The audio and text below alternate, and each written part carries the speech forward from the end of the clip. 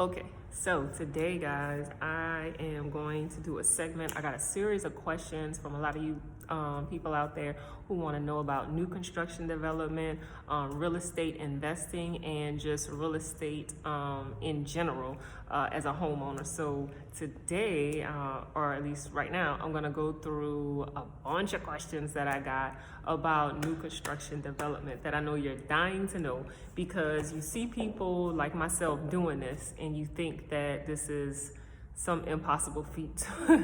And it's really not, especially once you know somebody that's doing it, once you see somebody that's doing it and they are giving you the principles that you can apply, the tangible things that you can actually do to get yourself in position to do it.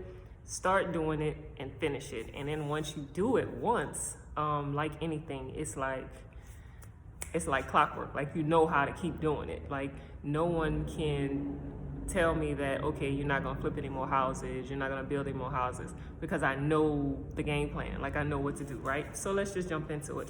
So I got a bunch of questions. And this one is coming from my girl Key out in Dallas. So Key wants to know, how do I get started in new construction? And so I'll start with that one. It's a big question, right? It's there's a whole lot of steps in there, but I'm gonna tell you the truth, it's not as complicated as people will make it. So I wrote down a few things. So first thing you wanna do is actually know how to analyze your market, right?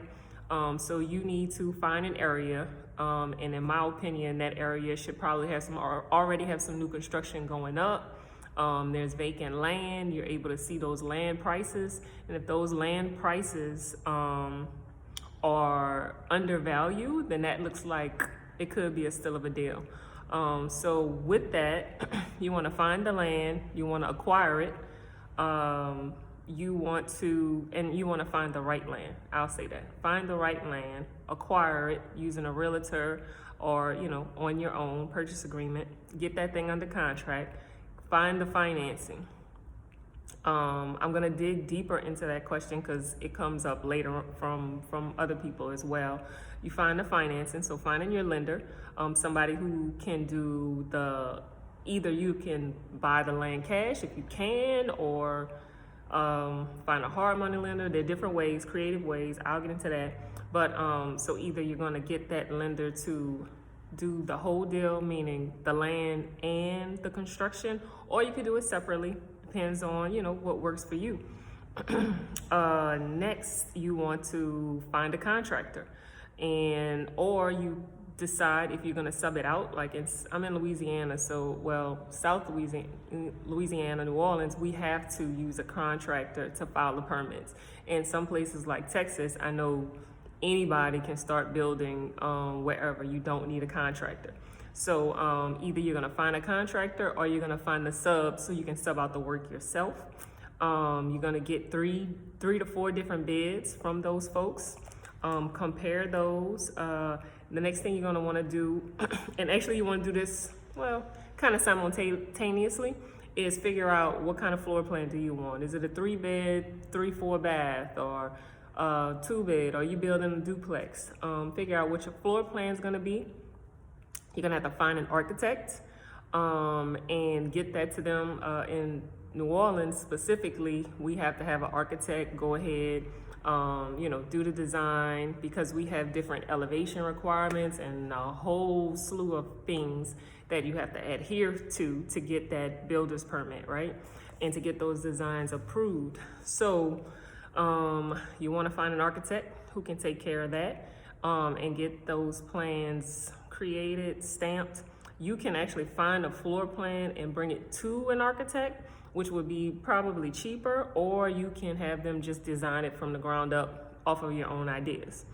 The next thing I would say you'll be doing once you get that stamped and approved is you sending that to your lender, and then your lender can go ahead and start the process of closing on your construction loan. So you'll send the lender not only the floor plans and designs that you're getting from your architect, but you're also sending them the the contractor that you're using, the bid amount that they've given you, so that they can adjust and see what type, not what type, but how much financing you're gonna need and if you qualify for that.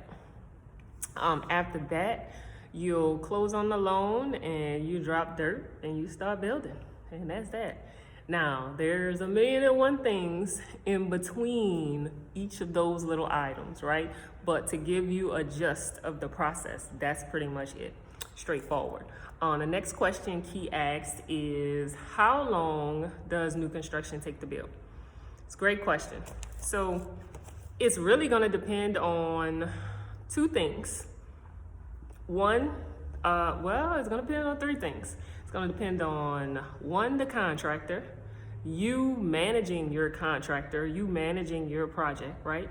And then three is going to depend on the supply chain, materials. Down here, windows. Oh my God, everybody's like, windows are hard to come by. You got to order those probably at the beginning of your project and hope that they're here when you're ready to put in windows. So it's basically going to be based on that. The time frame, I would give that 6 to 8 months, right? And also it depends on what size home. If you're building something, let's say 1,500 to 2,400 square feet, I would say 6 to 8 months. If you're building a gigantic house that's going to be, I don't know, like 6,000, 7,000 square feet, I'm going to say 12 months to a year. If you're building something that big, because that's a lot of materials, a lot of labor, a lot of stuff going into that, and it's going to take more time. The next question Key has, these are great questions, by the way, girl, great questions. Where do I find contractors? Sis, where do I find contractors? Okay, so number one is gonna be word of mouth referrals. So you're gonna have to get out there. You're gonna have to join different meetup groups. For instance, out here in New Orleans, we have the West Bank Investors Meetup Group. It's an awesome place where you can meet contractors face to face, probably see people and meet people who've used them. So the number one thing is going to be getting somebody to refer somebody to you. Then after they refer you, you got to go to work doing your homework. You need to be looking at several of their properties. What have they done? What are they doing now? How long have they been in business?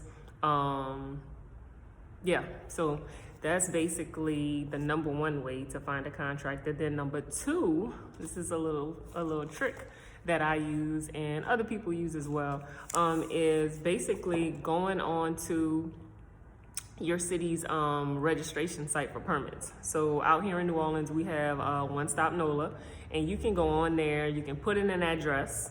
Let's say, so you drive around, right? So you're driving around the neighborhood that you want to invest in, and you'll see some properties going up. Okay, well, who's building that? Well, you can take the address next door, look it up on Google, right?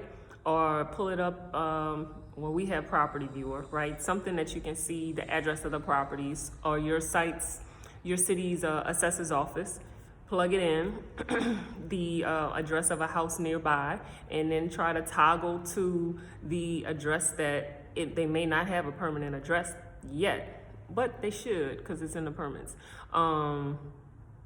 Anyway, pull it up on the permit office, and you can pull up that address, and you can see the different permits that were filed. So on the new construction permit, you should see the contractor who's building that house on there. Give them a call, try to see if you can check out that property and other properties that they've previously done that may not have sold, and see what properties they have coming up. And that is how you pull some contractors. It could be hit or miss sometimes, even with referrals.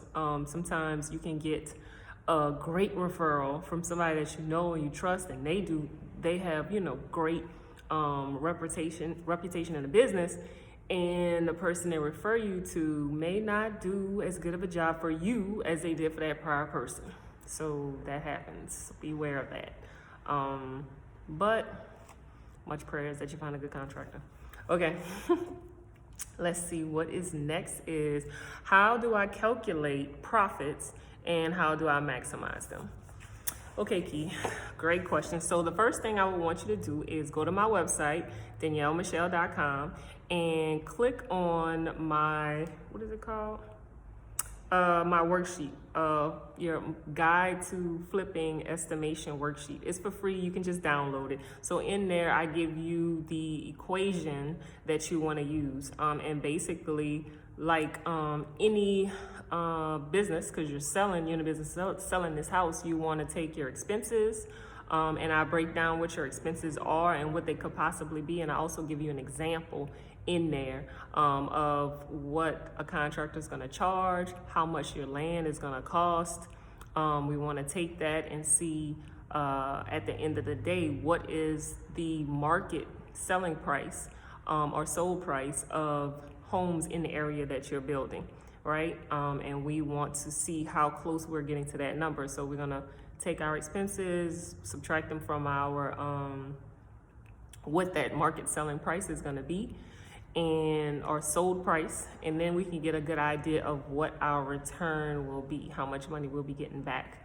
It is just an estimate, but if you really study your market and you really know those numbers and you get your land below the value of that land, you can possibly, and you get a good contractor. So it's a lot of different, things in it, and you get a good contractor price, or you're doing it yourself and you're subbing it out and you're getting good prices from your subs. That'll depend on how wide your margin will be. So go ahead, get that estimation flipping guide and do those numbers. I teach you how to do that in there. And I give you some surprise expenses as well, like builder's risk, things we don't think about, the price of the permits, which I'm gonna get into also because Key has some great questions here. So the next question, I didn't answer this part. How do I maximize the profits? So to maximize your profits, I would suggest, and it would be basically re-up, either buy more property with the same plan, either to fix it, either to build new construction, flip. You could do a BRRRR, you could do, you could build a duplex, you could buy a duplex, but taking my money from me personally and putting it back into real estate, something that's gonna bring me more money, right? So that's what I would suggest to maximize your profits. The next question Key has is, what kind of permits do I need to start a new construction? Great question. So now, things do vary from state to state, probably parish to parish. It's possible, right? So I'll tell you, for New Orleans, Louisiana, we have to get a building permit. Now, you can either get a contractor to get your builder's permit, or you can build your house yourself. They just want to make sure that you're going to stay in that house and you're going to be living there. But if you're not going to be living there, if you want to flip it, or you want to, if you want to flip it or even rent it, they probably still want you to have a contractor file for your permits. But that permit for new construction is like $1170, I think it is now. It's probably up like $20 from last year. So $1170, that's a one-time payment for your builder's permit. Then throughout the building process, they require you to get an inspection for your electrical, your HVAC, your gas. And those permits range from like, $40 to $150. Depends on if you're filing it yourself or if you're filing it with a contractor, something like that. But not too expensive at all. But after the inspection, they are expecting you to pay for those permits. And that's it. That's all the permits you need. The next question Key has is, where do I get those permits? Good question. The permitting office. So each city or parish should have their own permitting office. Or like out here, what they have it's called zoning and permitting. It's just out in City Hall, downtown, is where you can find that. Easy to find. The next question Key has is, let's see, I said how much they cost. How do I find an architect? Great question. And I recently had to do this and found a good one.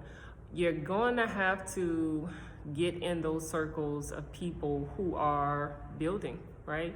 You're gonna have to get some referrals, talk to those people who are in development, look for some different meetup groups online through Facebook or whatever, and see if they have some in-person meetings. Those people, or you could just jump in online. I've seen people just, ask for recommendations. Who's a good architect? Also, there are some engineers. I'm not sure about Texas, because I know Key's in Dallas, but out here, I know some engineers are able to go ahead and stamp plans and things of that nature, but they may not be so great on the design part of it. But yeah, so maybe if you have some engineer friends, they may know an architect. Let's see. Next question. Does that money come out of my pocket? Yes, it does, Key. Everything come out your pockets. You got to pay the cost to be the boss. That's my saying. And the more you embrace that as an investor, I think the better you feel about investing. So yeah, it does come out of your pocket. And she also asks, how much is it? So I would say with the contractor, these designs would probably be somewhere between $1,200 to $1,400. Because they usually have floor plans that are, they're reusing, right? If you wanted something brand new and you're gonna go and use an architect yourself, it's probably gonna cost you between $3,500 to $4,500, and it's still well worth it. It's kind of high though, but here's what you can do. You should build that into your building costs. So when you give your write-up to your lender, the itemized list of everything that's going on with your construction and how much it's going to cost, you can put in there architect design fee, and you can get that money back at the end of your construction through that loan. So you basically build it in, but you pay it up front out of pocket, right? So that answers that. Next question is, let's see, how much am I in control of for designing? Everything. You paying for it, you are really in control of everything. And this also plays in with getting a good contractor too, because a good contractor will know that you are in charge of everything, and they won't try to push you to do certain things. They'll kind of let you, as long as it's structurally sound, and it makes sense, right? You can design it any way you want to. As long as it's meeting this, is up to the city's code too. So keep that in mind. You're the boss, you paying for it.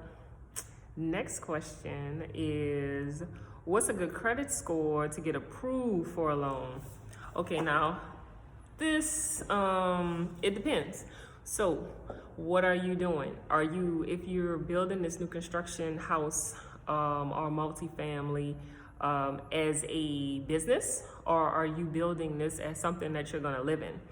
If it's something that you're going to live in, most creditors want maybe like a 640 they want a 640.